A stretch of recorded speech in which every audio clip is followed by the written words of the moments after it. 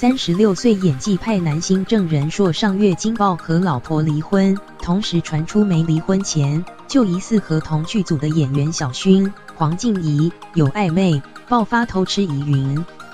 虽然两人事后双否认，小薰更直指男方很花谁都把，没想到如今两人幽会全被媒体直击，而郑人硕前妻疑似也在 IG 上发文比中指，痛骂小薰最毒妇人心事逆。据《镜周刊》报道，本月8日下午5时许，小薰工作完只身开车离去，开着他突然将车停在路边，看似检查车子，没想到随后一辆计程车靠近，郑人硕现身坐上驾驶座，两人就这么一路游车河，再到景美一处向内停车，接着先后离开，直到8点左右，两人才又现身在一起消失。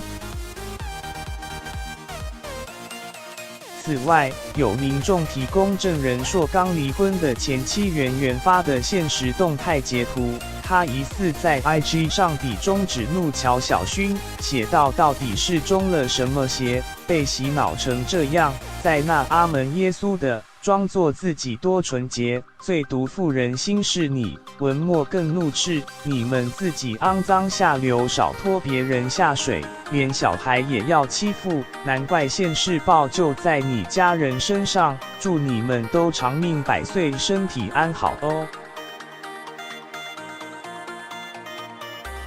据悉，虽郑人硕前妻没指名道姓，但阿门耶稣刚好是小薰的宗教信仰。